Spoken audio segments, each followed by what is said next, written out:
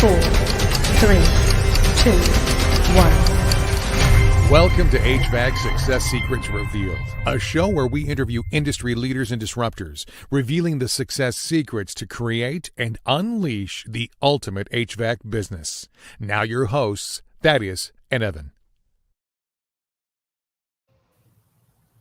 Welcome back to another HVAC Success Secrets Revealed with Thaddeus and Evan, where we have good conversations with good people, and any good conversation worth having is worth having. Welcome back to another HVAC Success Secrets Revealed. Oh, someone's got their volume turned on. There we go. Cheers, Brittany. Thanks so much for joining us. We appreciate it. Awesome. So Britney Weaver is our guest this week. Brittany is the general manager for Lead Ninja, which is an HVAC sales training organization. But she got her start in the HVAC world about a decade ago, where she was working as a dispatcher, and then from there grew into the lead maintenance coordinator. Her specialty really lies in reading people and being able to understand people. And when she was at the organization as a dispatcher and a lead maintenance coordinator, she really specialized in converting old customers into maintenance calls. And there is such an underlying value to that in an HVAC business. So we really look forward to diving deep with you here today, Brittany. Thanks so much for joining us. Cool. Thank you for having me. Awesome. Well, why don't you, tell us a little bit about your journey then and how you got started in HVAC? What attracted you to it in the first place? And then how you've grown into your role now as general manager there with Lead Ninja? So it's really funny. When I was younger, my dream was to be a marine biologist. And when I realized, when my high school teacher told me that if you want to be a marine biologist, you can't have a family. So I was like, all right. I mean, that's my passion and my love. So I started going out and I would go to different jobs. I literally was the jack of all trades, the master of none. So I started, trying different things from a ton of different jobs. And I ended up through a company getting a job at an air conditioning place, which happened to be Gene's place.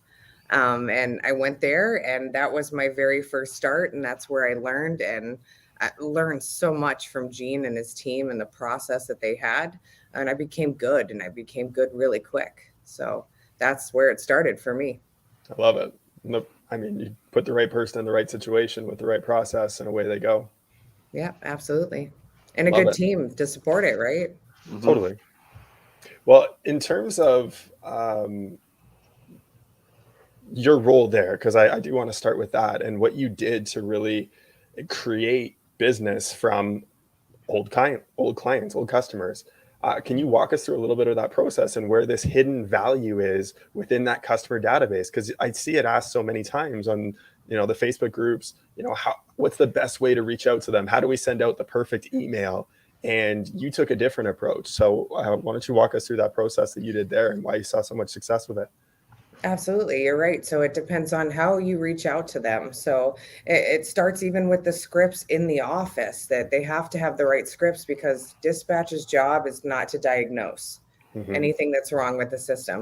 Their job is to get the information. And if they know stuff, that's great. That's even better, but not to share with the client. Your job is to get the right tech out to the right job, or somebody, depending on where you're at, if it's geographical, then to get the right person out that can be there the quickest. Right. And your whole team should be able to know the scripts and know the process, and everybody be on the same page. But for me to do that in the background, it was sending text messages, emails, and calling them, just reaching out to them. Hey, depending on what you do in your maintenance process. So let's say we do a 54-point tune-up. That means that we're going to look through your system with a fine-tooth comb. And depending on which company you go to. So to establish that need. So if it's in winter, you start talking about furnaces, right? You're not talking about, in Florida, we only have air conditioners and nobody uses heat. So it depends on the location where they're at and what we would say. But to be able to establish the need over a text message or a phone call is a necessity, starting even with the office. That's your first point of contact. And if that's not good, then the rest of the entire experience could not be good. Totally. So if I was an HVAC owner and I've got this list of, let's call it 1,000 customers that really, I haven't done a very good job at reaching out to them, at cultivating that list of maintaining and nurturing that relationship. If you were to look at that list, what would be what would be the steps that you would look to put in place to reactivate that list? Well, I would hit everyone, right? And the problem is now in this world, legality is an issue. So when you start texting those people, you get the people that are mad that are like, "Who are you? You're not my service contractor." Or, you know what, some get mad. I've gotten some crazy pictures and you name it, I've gotten it. So you got to be careful. And in your invoices, it has to specify, that you okay any emails, text messages, any promotional offers, that's got to be in your invoice. Because if you don't have that, you get somebody calling a lawyer that's going to reach out to a lawyer and you're going to get a lawsuit on your desk, right? Yep. Which is terrible in the first place for anybody to ever receive that. But, for a text message, it's like, all right. So, but you got to be really, really careful with what you do and the process and everything that you handle. So it's all step per step, and every company's different.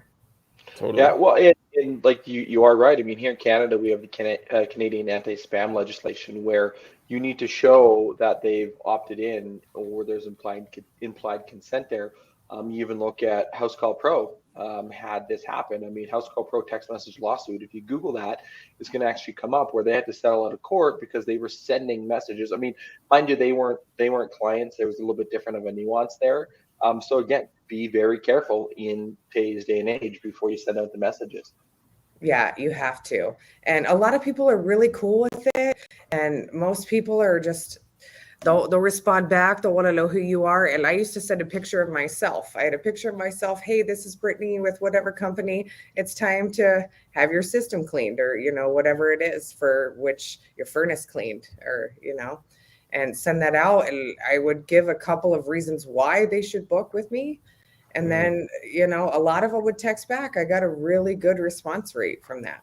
And then if they didn't, I was hitting them again, and I was hitting them again, and I was hitting them with an email, and then I would call them. Like, it's relentless, right? They say at least 7 times you got to reach out to somebody to get a yes. Some are right away, but the other ones need a little bit of push because they're busy. Like me, I got 6 kids. I don't have time to answer a text message about cleaning my AC. Just come do it, right? Don't text me to show up. There you go. So door knocking is still a viable way to get business. Absolutely. Every way. Video messages, that's a big one. To be able to put yourself on a video and for them to see you personally and for you to call them out by their name is massive. No, people love that personal connection, right? And when you take the time to connect with them in that way, that's really powerful. Yeah. So obviously a couple of things that I wanted to point out there. One, make sure it's in the invoices. If you guys missed that one, make sure you have it in your invoices that you are going to communicate with them. 2, it takes 7 points of contact, and you've got to do it through a variety of different ways. If you are thinking that you can just send out an email blast and you're going to book 30 service calls the next week off of an email blast when you haven't contacted these people in 2 or 3 years, it's probably not going to happen. Right? Yeah. You got to pick up the phone and you got to take multiple approaches at it. Yeah. And you got to remember, some people are visual and some are audio. So you may connect with different people in different ways. Some people don't care about a text message when they read it. They push it off and they ignore most of the people that they know that text them. So sometimes, I mean, how many times have you gotten a video and you've not watched it? Right? When you've gotten a text message, you're like almost compelled to click that and just see what it is. So it depends on the person, whether they're audio or visual, of how you're going to connect with them and reach out and establish that need that they have to have their system clean, because manufacturers require that, right? They say in their manual, if it's not clean, then it voids all warranties. And that's something that a lot of people don't know. Totally. So is that an approach that you would take in trying to make that first contact, is come at it with a value first proposition, as opposed to, hey, we've got a maintenance agreement, or, it's only $29 a month, or maintenance calls only $49, or whatever the special is? Come at it with value first versus an offer? Yeah. So typically they'll run a special. So we'll say, hey, we'll do a $239 tune-up for $49. Or we'd say, hey, winter's approaching. It's time to clean your air conditioner, time to clean your furnace, or summer's coming, depending on what it is, and reach out and establish that need just in a short paragraph. where it would just say contact our office, and just saying it's time for, just even saying that, it lets them know. Most people run off of a schedule. So when you say it's time for this, it's like a doctor's reminder, right? Hey, you've got an appointment coming up. Hey, you've got a maintenance that's due. So let's book it. I could book it via text, or I can have somebody call you. What's your preference, Totally. No, makes a lot of sense. So one of the things that you mentioned when we were getting onto the show was your expertise in reading people.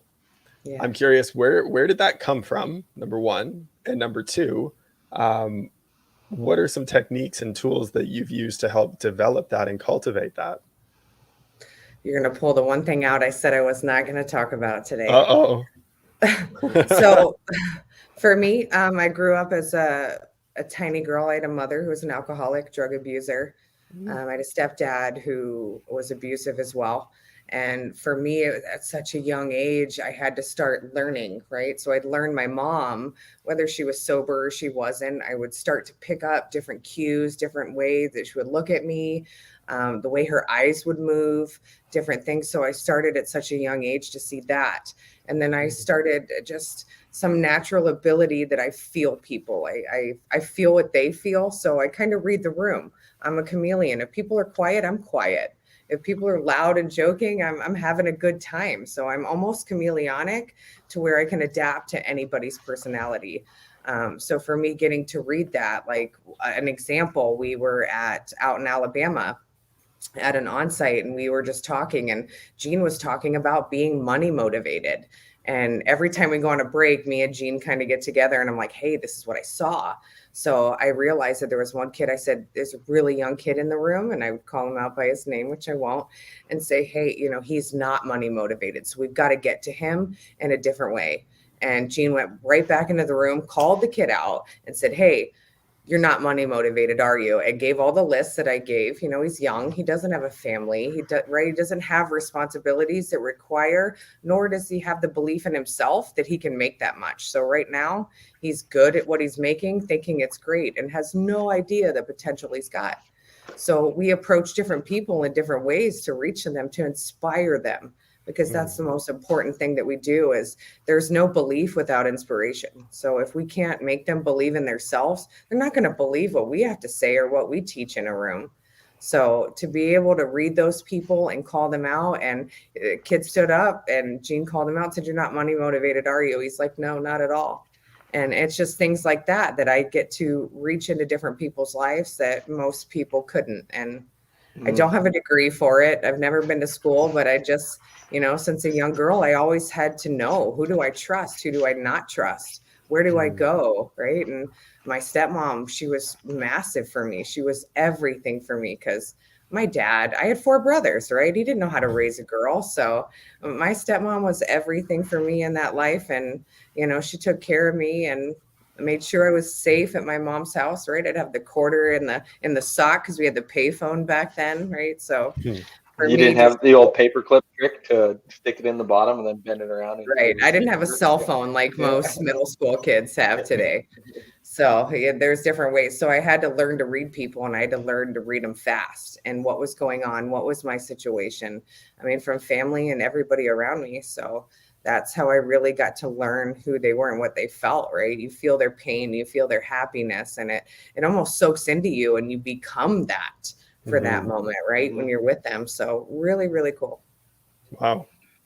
Empathy, that's what I think of. Empath. You're absolutely right. That's the biggest word. When you have empathy for others, that's really when you can put yourself in their shoes and understand their situations and their problems, and no belief without inspiration. It's easy to be motivated when things are going right, but when things go wrong, how do you motivate yourself, right? It's tough to get out and do those things. And so if you have that, innate belief in yourself, that's what's going to really propel you to be able to do those things and just overcome. Like we all go through those slumps. So how do you overcome that? Well, believe in yourself, have that self-confidence. Right. Yeah. For sure. And when they show up to these classes, they have no idea what they're getting into when they walk into our building. And that part of inspiration is everything, right? To make them see what could be. And if you can establish that, then the rest of the class is a breeze. Totally. Well, before I comment on that part, I do want to just say thank you for being vulnerable and sharing that. Thank you. I know you said you didn't want to, and you said you weren't going to, but you broke that Yeah. promise to yourself already. So, Yeah. but at the same time, like, what a beautiful reminder that a lot of us didn't have the ideal childhood that we thought we could have. No. And at the same time, had the people around us in our life been the way that we wanted them to be, whether it was a parent, a grandparent, aunt, uncle, whatever, had they been the way that we wanted them to be, we probably wouldn't be the way that we are today. No. You're right. And it's I always say to myself, so my mom actually committed suicide in 2011. And I always say that I am so lucky because I got to see what a parent was not supposed to be like, where everybody else, all of my friends lived the white picket fence life and they got to see what a mom was supposed to be like. I got to see what it wasn't supposed to be like. So for me with these 6 kids, it's easy, right? It's easy to love them. Some days it's hard, right? Being a parent, I'm not going to sugarcoat anything. It's not the easiest. It's fucking atrocious some days. Oh my God, it's terrible. But, to have that and to know what not to do, right? Yeah. Most people get to see what to do and they have, this is my idol, right? I got to see the opposite. Don't be like that. Don't do that. And be everything you can, try everything you can to not be that same person. So for me, that was a gift. Yep. No, and that it shows a lot and speaks a lot of volumes to the character that you have in the person that you are, to be able to recognize that, because not everyone takes it that way, right? 2 people put in the same situation, the way that they view a situation and what happens to them ends up in 2 completely different outcomes based on whether they chose to see it as a gift and an opportunity to learn, or was it, oh, woe is me and feel sorry for me. And of course, my life turned out this way. Look at the childhood that I had, right? And it's the victim mentality versus taking ownership of the situation, part of a thing, right? And when you can separate those two and you say, no, it's on me to make that change. Now you have an even bigger level of understanding. Yeah. It's like that picture that you see all over Facebook or whatever that shows there's 2 brothers and they say I had an alcoholic dad. And one says, I became this way because I had an alcoholic dad. And then the other one said, I didn't become this way because I had an alcoholic father, right? It's all in choices, everything we make. If I didn't fight, if I didn't keep finding something to drive me forward, that positivity, right? I could have been anywhere, right? Like even my brother. Unfortunately for him, he's not in a good spot. And we're almost that picture of what we chose to see. It's every picture that you see. It's whatever you believe. It's how you make it mean. We are meaning making machines. And, we can tell ourselves whatever we want, whether it's true or not, who knows? But, I could say that, oh, woe is me. And I could be there, or I could say that's never where I want to be. So what do I have to do to make that happen? And so many technicians have probably gone through that. I mean, the divorce rate is astronomical, and statistically speaking, right? It's in that's what's taught in the prison industries is electrical, plumbing, and air conditioning. So you have a lot of those guys, and I could guarantee that 75 to 90% probably didn't have one parent figure in their life, and that's tough. And you can choose to blame it on that, or you can make it a part of your success story. It's whatever your belief is. It's a paradigm shift. I volunteer with an organization here in Calgary, and I've been doing it for 2014. 7 years now, and it's the Hockey Education Reach Out Society, and it's empowering marginalized youth, not to make them the next NHL player, but to say, hey, there's other adults out there that will actually believe in them because their lives are shit, right? Or Canada's all about hockey, right? 100%. They actually have some pretty good programs in the northern U.S. too, and like in Boston and such. But we are quite a bit about hockey. But it was one of these things that when you go and you can see these kids and you can have an impact on them. And I actually implore everybody and encourage them, if you have an opportunity to get involved with something similar to that, volunteer and do something like that. Go out and see what the other side is like. If you've had, and I'm going to use air quotes on this, a privileged life, go see what somebody else has. Go see what somebody else doesn't have, and then act on that and help people see that there's something completely different, out there for them. So Yeah, we have a group called Big Brother, Big Sister, which is similar, Yep. right? Where these, Yep. the part of the goal is they have to have a parent that is absent from their life to be a part of the program.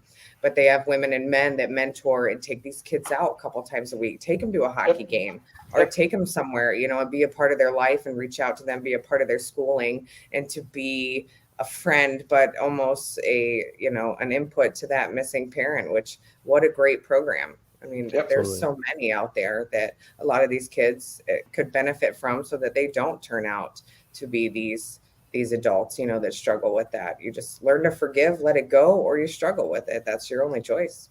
Totally. Well, and I do want to transition from that into, like, from an owner's perspective now as an HVAC company, talking about meaning and the meaning we give things, which was something that was really powerful there. But before we get to that, we do have to interrupt with our random question generator because it's fun. Right. So, Brittany, what is the best way to start the day?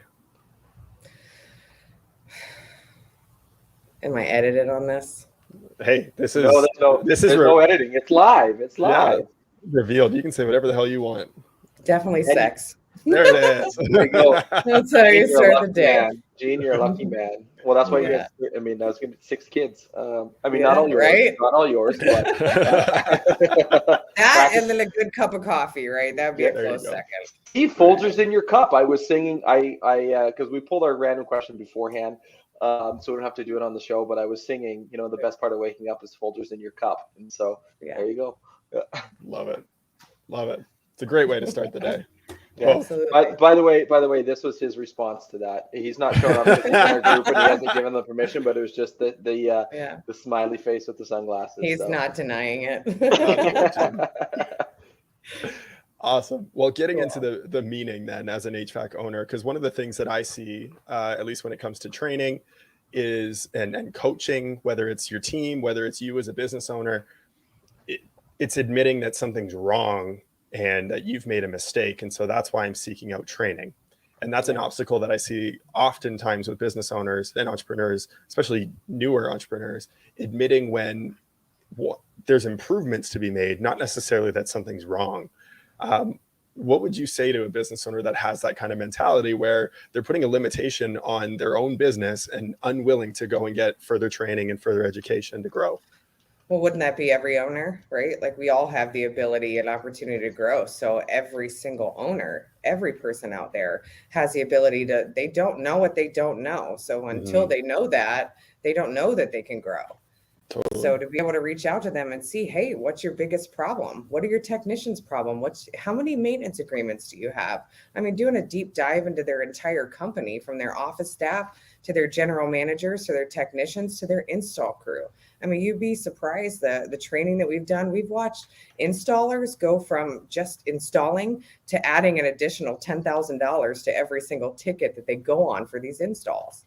Like, everybody's lives could be impacted. So there's growth in every single section. And, a lot of these service companies are being drained by the install company, right? Because their tickets are $200 a piece for maintenance, and they frown upon maintenance. But maintenance is your golden ticket, and that's what they don't know. They have no idea that that's where it lies every time. You establish enough need and your value with the client, they're going to call you back the next time and the next time, and you're going to be the one that gets to replace that when it's time. Totally. So how do you go about transitioning that mindset from maintenance being a thing that's holding you back and hindering your business and being an annoyance to it, like changing that mindset shift into, well, this is actually our golden ticket? What would you say to an owner who's stuck in that place? You show them that it's possible. You show them how. And you see a lot of them have a small amount of maintenance agreements where their client list may be 30,000, but they only have 5,000 maintenance agreement. That's 25,000 people that are untouched, that you're not reaching out to, that you've already serviced. So what are you doing for your clients? Are you really giving them that top level of service that they deserve? Because that's our job, right? Is to take care of our clients and take care of our customers, whatever you want to call that. And we're not doing that by not reaching out to them. But prior to the 6 months, we should be saying, hey, it's time to clean your system. Let's get you set up for a maintenance, because we are doing something for the client. And by not booking that, we're doing something to the client. Mm-hmm. Because we could be letting their system go out of warranty and have to go out there and say, hey, you know, it's not under warranty anymore because you didn't have it maintenance. Well, you didn't tell me that. Well, that's our job, right? That's our job as owners and any managerial position. It's our job to reach out to these clients and say, hey, it's time to book this maintenance. It's time to get this done. You have to do it at least once a year or that voids your warranty. That includes coils, all major repairs, right? It's a big deal. You'll be replacing your system because you didn't have it maintained. And most people don't know that. Totally. Well, and education is key in getting them that information. I mean, that's the second time that we've brought that up. And, you know, today is to make sure that you get that information to the client. So what sort of a system, like, is there any specific program that you have seen to be successful in order to be able to add that in and send those reminders out? You know, is it postcards? What are you leveraging in terms of technology to be able to make that happen? Well, it depends. If they've got Service Titan, there's a lot of integrations that can go in with that, right? Different companies that can use, like Text Request is one of them, where you could literally take an Excel sheet, upload it into there, and have like auto populations of name. You know, it could all be personalized. You're sending it out to a group of 1,000, but it'll auto populate and it'll have their name on it. It'll be personalized specifically for them. And when they answer back, it goes into a separate conversation. So it can be done in minutes. And then the follow-up, you know, takes time once they start reaching out, and you have to give the ability for them to opt out right on that very first text messages. Do you put, you know, press yes or no or whatever, stop to, you know, unsubscribe from this text message. So it almost is a marketing tool where they do have to send that, but for legal purposes, it gets automatically put on there. So they already know. And then once those people hit stop, and you try to shoot out another list and maybe it's got their number on it, it doesn't send that to them. Like it already knows that they hit stop. So it helps you to avoid from sending them another message where you guys could get in trouble. So different things integrated with it. You got to really look at the company that you're going to use, but Text Request is a really good one. And I had some pretty good success with that.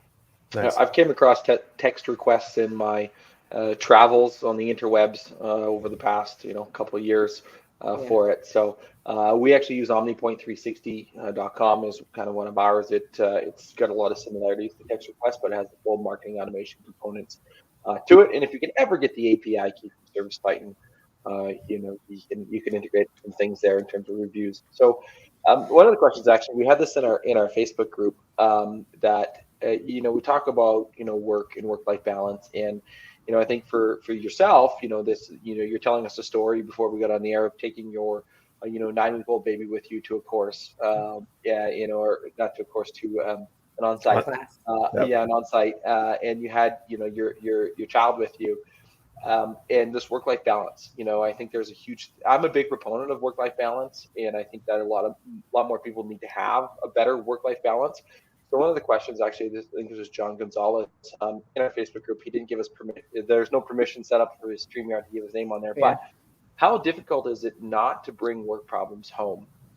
And with that, the follow-up question is, how do you separate that and create a better work-life balance? Well, me and Jean work on that every day because we work together and we run the company together. It's really hard to shut work off. There's nights we go home, 10 o'clock, we're sitting there talking about work. What can we do? Who can we reach out to? Or, hey, I just got this message today. This person sold a $20,000 water system. Like, how do we congratulate that person? And recently we've seen so many of those. So it's tough, right? To just shut that off at the end of the day. We go home, we spend some time with our kids, whatever's needed to be done. If we got to cook dinner or we're just hanging out, we have our boys say affirmations every night of what they are, all right, to help teach them and build that confidence, because especially in young boys nowadays, I think the confidence lies more in girls than it does for boys, when it used to be, you know, the other way around. So for us to be able to instill that in them, that they know, like, that how important they are, what they mean, right? So we go home, we do that with the boys, we say our prayers, we put them to bed super early, right? Get them all in there. 8 o'clock, the golden window.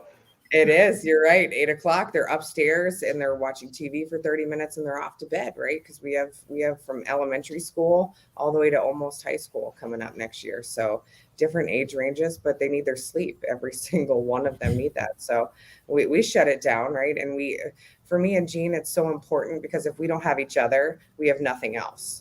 So with 6 boys, it's really, really hard. We're maintaining a schedule that's unbelievable. Like, let's not even talk about the business schedule. The kids' schedule would rock your world, right? So we have to have help.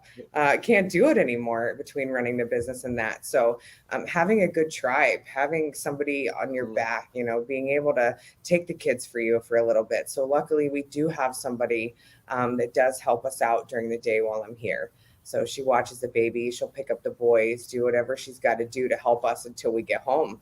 And then when we get home, we take over, and it is tough. So a lot of the days it is work, and we just keep working through it. And that's what we do. But as long as we're together, like, everything else is good. If we've got each other and all is well, then everything else just falls into place where it needs to be, where we are the most important. We come before our kids. And I know that's scary for a lot of people to say, oh, I put my kids first. I don't. Mm-hmm. My kids are not my friends. I'm their parent. My job is to parent them. I'm not their friend. I'm none of their friends. But my job is to show them what a good relationship does look like, right? My job is to teach them so that, in high school, they don't teach how to find a partner. That's my job. That's Jean's job to teach them, right? Or whoever it is that you're with, is to teach them that when they go out, their most important job will be to find that family, find a good partner, because without that, everything else, it can't happen, and it doesn't. And typically they will fail. Well, the other thing too is that they also don't teach relationship skills. And how to have a healthy marriage, how to have a successful marriage. What are some things that you need to do in there?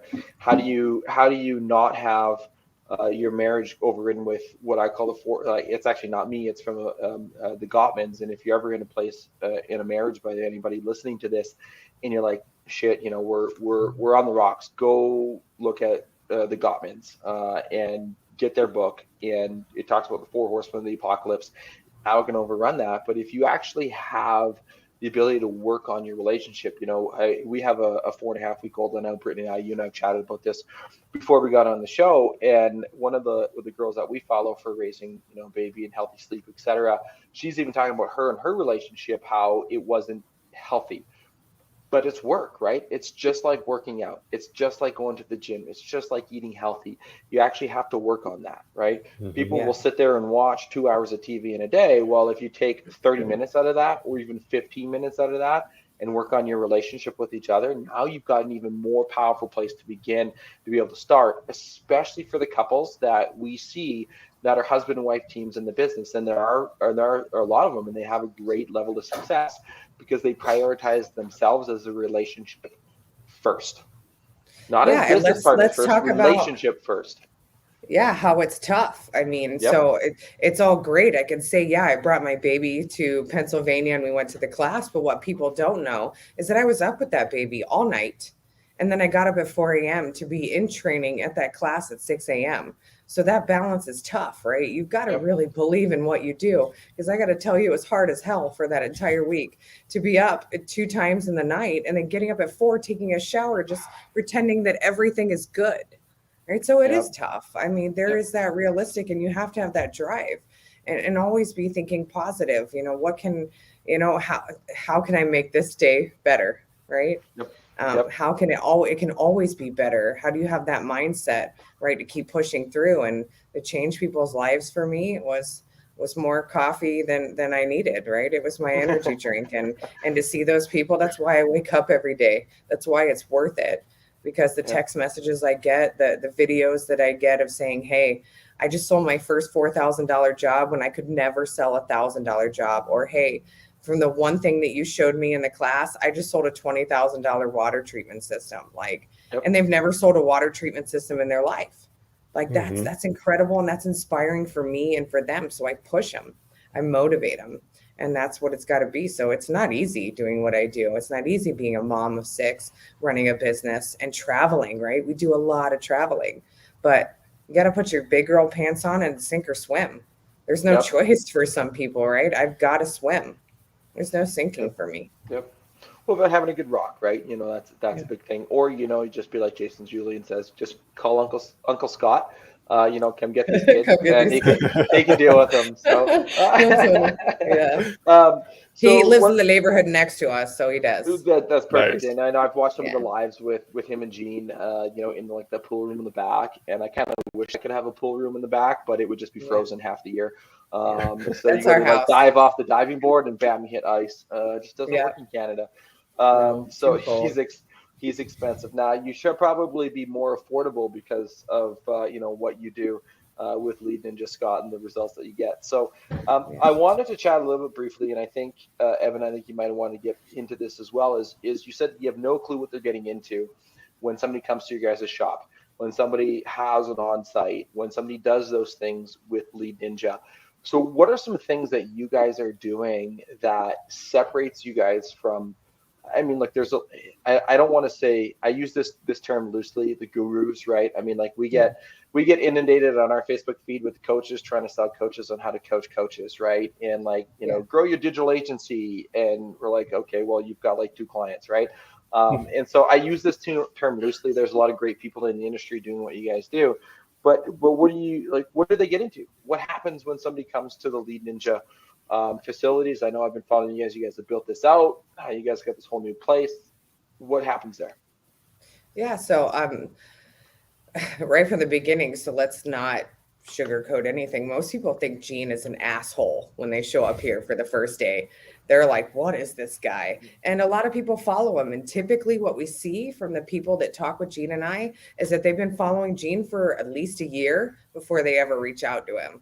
So there's a lot of content that you've got to put out there before somebody even picks up that phone and calls you. You've got to establish enough need for them to provide what it is that you're worth to even show up at their office. So most people we talk to, it's about a year. So when they come into the class, the first day is just enlightening, right? They think it's just some sales class. Well, it's not. What they don't get to see is the Gene that I know, right? The real Gene, the one that has feelings, that feels things for every single one of their texts. We pray every morning before we go into that room. We pray to change lives. Like for us, there's nothing better. We don't care about the money. Me and Gene live off of 20% of what we have. Everything goes back into our business. We could care less about that. And the more we make, the more we help. So we get to hire new people, and we're not just hiring one, we're hiring families. So there's at least 4 people in your average family. So every time we hire one, we're really taking on 5. So we have a responsibility for a massive number of people. But when we walk into that room, our goal, I mean, it's great that they double and triple their income easily. But for us, it's the results, right? What we get back out of that, those stories that we get of, hey, man, I didn't know this was possible. And we teach them how to communicate because, I mean, just like I'm doing right now, I talk too much. And that's what most techs do. They go in there and puke all over their clients instead of just being quiet and asking questions. Let them come to their own conclusion and let them establish a need for themselves of why they need these products. Everybody needs indoor air quality. We should all have hospitals, right, inside of our home, the way that they're rigged up. Why not? I know we all want it, but nobody actually understands what these products are. So to get the technicians to understand the products, believe in them themselves, because most of them were scared to sell half of the things that they got in their truck. Mm-hmm. I love that. And it's funny. We just had a client in San Antonio. They gave away a system to a family that was affected by COVID. The husband got COVID in February, donated a whole system to him because he had to have a double lung transplant. It destroyed his lungs so badly that he had to get a full transplant. And then so they donated a system to him and his family so that he could have hospital quality air in his home while he recovered. Right. So there's all kinds of good stories like that that are happening right now in terms of air quality and things that you need to be thinking about. Right. Yeah, to have that belief, right? Because and it's not scare tactics. We're not walking in the home to scare people. No, that's not our job. Our job is to help these clients, not to just put things on a list because, oh, it sounds great and I want to make commissions. You've got to understand what they are, what they do, how to ask questions exactly to what it is, and how can you change their life? How will it benefit these clients? Most of them have no idea that half of the things exist. So it's our job to share it with them without scaring them, not to say, oh, COVID's out there, right? You should get this. But, I mean, maybe somebody's suffering with allergies or asthma, right? Yep. Or, I mean, anything like me, I'm super allergic to mold. My throat will close up. So for me, a UV light, I have to have.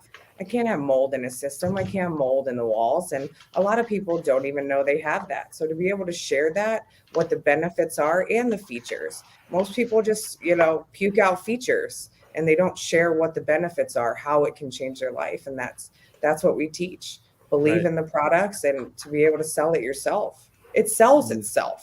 They don't even have to do it. Totally. Well, and it comes back to what you said before, which is the belief is not that you're doing something to the customer, it's you're doing something for the customer. And when you're coming from that place of benefits, that is doing something for them. And it's explaining that to that emotional side of them, what this means to you. Features is the logical side. People will buy with emotion and justify with logic. So if you can speak to those emotional components of them first, then the logical side afterwards with the features. So I love that. Because we only buy for two reasons, right? To experience pleasure or to and erase pain. avoid pain. Exactly. Yep. Well, some great info there. I do want to, since we did plug your system a little bit in Lead Ninja, if you do want to reach out to Brittany, you can reach out to her at Brittany at leadninjasystem.com. You can also grab her. By the way, we'll put these in the show notes for later in case anybody I talk too fast, but facebook.com/Brittany.Woodrow. And of course, leadninjasystem.com would be the website. You can see that in the ticker on the bottom. She also has a special offer though for you. Yeah. So I will give you 30 minutes of my time if you comment on here, any owners. I would be happy to give, and that's normally I'm $2,500 an hour. If you do purchase 10, there is a 10% off, but I would be willing to speak with you, get to know your business, get to know what you do, how you do things. I'd be willing to hop on for 30 minutes just to help out the industry. Perfect. And that, you can ask her whatever you want, talk about maintenance agreements and getting more of those, some sales systems, and away we go from there. One of the things I know you mentioned is the content, right? Gene constantly puts out content. It takes a year of following him and seeing everything, from that to be able to book in that. And I think a lot of people can take a message from that is that it's not a one and done thing. You think about your business as an HVAC owner, what are you doing? And this goes back to what we're saying about texting and emailing and following up and having those conversations.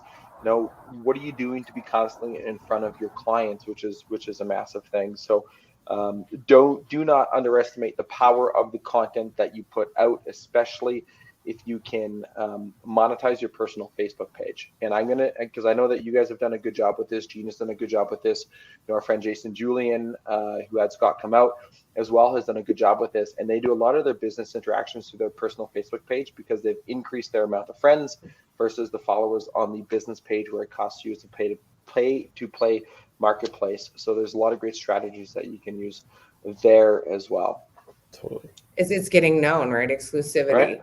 Getting known, getting out there, and even every person that you help on a maintenance, no matter what, that's word of mouth. Word of mouth is generally better than Google at the end of the day. You could be on top of Google if you want, but there's nothing better than word of mouth and what they would put down about their experience at the end of the day. Those reviews that they give, those are massive and great. You find that on Google, but they're going to tell their neighbor, they're going to tell their best friend, they're going to tell their whole HOA group. I know we got crazy HOA here, and those women are nuts, right? Like they're on it on everybody's house, whose light needs to be changed, right? So they're going to tell somebody. If somebody did a good job, they're going to let them know. And that could one person can generate 20 to 40 clients, depending on how many clubs they're in or what they're involved in. And we don't know, but our job is to provide a 5-star service every time that we show up to their homes and nothing less.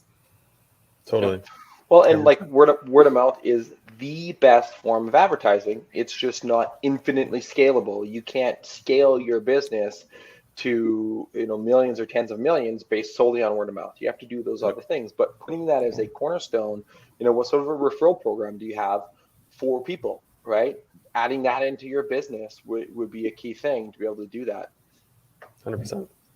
Well, and we teach them too. Sorry, go ahead. I'm going to cut you off. We teach them how to write out a list, right? I've actually got one here a little bit. So that is a giant sticky pad. Yeah, so we teach them how to create a list, right? And establish what is mandatory, what needs to be done in the near future, and then what would be nice to have. And then we teach them how to present that, right, in a way that they understand from a 3rd to 5th grade level. So we go out there, we do that, and then that way they know, they understand what's happening with it, and then they can make the decision from there. But getting that maintenance agreement, you're right, we can't reach out to the world, but you can hit a few people, and once we do that lets them know that we are a genuine company to be able to reach out to that. Well, it's something that you mentioned at a 3rd to 5th grade level, break it down so that a kindergartner can understand it, right? When you actually think about advertising and your messaging and what goes in behind that, you need to speak to people like they are in the 5th grade. You need to dumb that down. Using big words confuses people. So bring that down to a layman's term. There's actually a good app for if you're in Google Workspace. It's called Boomerang. You can actually see the readable factor, and it actually scores your grade on the level of your email on that. But it is true. I mean, that's one thing that I've learned in advertising is that, okay, big words scare people. You need to make it simple and concise and to the point so that they understand exactly what it is that you're explaining. So if you can explain this, if you write these things in the 3rd to 5th grade level, but it can be explained to a kindergartner, you've just won. Donald Trump, make America great. There you go. Yep. Someone with a 4th grade reading level. Absolutely. No, I'm just kidding. I mean, I was going to say like toddler, but hey. No, that's the current president. Right. Yeah. Let's go, Brandon. Wait, what did I just say? Hashtag. Right. One thing I did want to point out really quick before I forget, when we had Gene on the show back in January, so it was episode 11 for anyone that wants to go back and look at that. And we're going to put in the show notes the links to YouTube and to the Spotify show that we did. But we went in depth on features versus benefits. So I just wanted to highlight that quick. Anyone that wants to go back and listen to that, it was fantastic. It was fantastic. So didn't want to miss out that point. No, it is. That's a great thing. And you got to know them when you go to somebody. I mean, all your competitors are going to be able to tell you 2 or 3 things of why they're so great. But if you could rattle off 20 to 30 at a time and keep going to where they're like, stop, I've heard enough, then you're able to establish a need, right? You got to be able to show why you're $1,000 higher than your next guy. And if you're just saying 3 things of, oh, we have 24-hour service. Well, what does that mean? Like, am I going to get another office, or do I actually get your office? Do you have an on-call staff? Like, they're just throwing out the features and not the benefits to it. So once they do that, it's a game changer. You can rattle off 20, 30, it's done. 100%. Features and benefits. I love it. So, well, as we come up to the top of the hour, we have one last question here for you, Brittany. And it's our most favorite question. Oh, good. Next to the random question, they're like a toss-up. I mean, flip a coin. What is one question you wished people would ask you more, but they don't?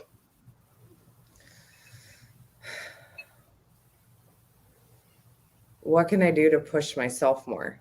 How can I inspire myself when those days are tough? How can I be better? What can I do? What do you do to push yourself? When you're not sure that you can go on any further, and how you do that. I think for me, that would be the absolute biggest of how can I be somebody actually looking for help, reaching out enough to want to invest in themselves. Sure, is a big one. Let me ask you all 4 of those questions. Okay. I don't remember all. Do you remember? No, I was just like, okay. She's like, how do I push myself when things are going well? How do we push others when they aren't going well? How do I inspire others? All of those things. So what are, like, if somebody were to come and ask you those questions, what would you say? Well, investing in themselves is number one, right? And most of them are scared to actually take that leap, that jump to spend that money. And they can't see how they can justify spending that money per month because they don't value themselves enough. So like I said, just the recent class that we had and the one in Pennsylvania, I've hopped on and I've got a text thread group, right? And we're just inspiring each other. Hey, kill it today. Let me see those numbers. Tell me your successes. And to be able to share that. And I actually got a video back the other day that was more inspiring probably for me than him. But he's like, you guys as a couple is the most inspiring couple that I've ever met. And right. So for me to be able to motivate people to keep doing what they do. And he said, hey, I get up every morning and I do what I do because of what you guys have said. And for me, if they could just find that person, that one thing that can motivate them to always be better, because every day we wake up, we can do something better than we did the day before. So how do we keep growing in that mindset, that positive mindset? Because we have way more negative thoughts than we do positive. So how do we change that? What does it take for them to get there? And every person's different of how we get to that positive mindset. So for me, that's massive. How can I help you? How can you help yourself? Right? At the end of the day, I can tell you whatever I want, but you got to be willing to help yourself. Mm-hmm.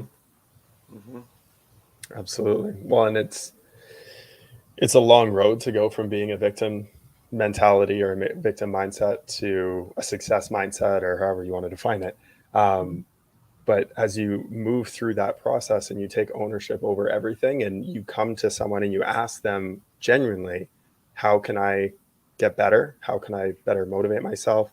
I mean, motivation in itself is I feel like that's a loaded question because it's very empty, right? It's a perspective shift and no longer requiring motivation, right? When you are waking up at 4 a.m. after feeding a baby all night to get to the class, to be able to deliver, that's not motivation. Yeah. Right. It's so much deeper than that. It's so much more powerful. Exactly. Right. And it's being able to do something whether you feel like it or not. And I think you're able to help someone connect with their why. It's a really powerful thing. So I really commend what you and Gene have been able to build there at Lead Ninja. It's like Gene teaches in his class, you know, one of the biggest things that he's taken away is that changing that positive mindset, because we have all those negative thoughts that actually develop and they become a belief that we go there, we start prejudging our calls, which is normal. Everybody does, right? We can't help it. But they start to go in there and they get down on themselves. But he teaches them to say, everybody trusts me, everybody buys from me. And you say that to yourself 30 times before you go into every single call, starting to build that neural pathway, right? That dendrite that becomes a belief to say, everybody trusts me, everybody buys from me, and to stop getting down and start having that positive mindset, your life will change. Totally. Completely. Well, and it comes back to what's your goal in the presentation? Is it to make a sale? Because then you're going to be disappointed at least 10% of the time. Even for the best salespeople that exist, they're going to not make a sale at least 10% of the time, right? So what is your goal going into a presentation? Is it to make a sale or is it to make a friend? To help a client? Neither. Exactly. Neither, right? It's to help them. Our job is to help them. They don't know, because if they knew, they'd be fixing it themselves, right? So they've called us out. So our job is to help them only provide what they need, right? As long as it's, you know, moral, ethical, and legal, that's what we teach, right? That you want to help the client. If you're not telling them about these products and how it can benefit their life, then you're doing something to them. Right. Not for them. Yeah, you could present a $30,000 list and yeah, it'd be great if they bought it. But at the end of the day, are you doing a disservice by not presenting a $30,000 list? Because I know when I buy a car, I want you to show me $120,000 of all the options that I've got for a $70,000 car. And if you don't, I'm probably going to be upset that you didn't show me that I could get those upgrades. Right. And they don't know if they don't know. More expensive to add them on afterwards than to do it in the beginning. For sure. Yep. 100%. If you have a problem, it's a lot when you're buying a car, you can definitely get some pretty good negotiations when you add that stuff in the very beginning. Sure. I sold cars for a whopping 3 months of my life, so I feel like I'm an expert in it. Everybody starts there, right? Selling cars. I started selling Cutco knives, but my first job when I moved to my new city was selling cars. But we don't need to go there. So I will be the first to say thank you, Brittany, for taking the time out of your day to sit and chat with two crazy Canadians and talk about everything. New to boot it. So thank you so much for your time, and until next time, cheers. Absolutely. Cheers, guys. Thank you. But before I do the final sign up, because I have a recorded video, I'm actually going to hit the outro this time. But we have a webinar coming up. So it is the 22 local SEO strategy webinar. We'll put this in the link. It is next Thursday at 6 p.m. We'll be talking about everything SEO for our company, On Purpose Media.ca, and everything we need to do there. So thank you for your time, and cheers. Thank you. Cheers. Cheers. Thanks, guys. Thanks for watching another episode of HVAC Success Secrets Revealed. Before you go, 2 quick things. First off, join our Facebook group, facebook.com/groups/HVAC Revealed. The other thing is if you took one tiny bit of information out of the show, no matter how big, no matter how small, all we ask is for you to share this. No matter what platform you're consuming this content on, hit the share button and introduce this show to others in your contacts list so they too can unleash the ultimate HVAC business. Until next time, cheers.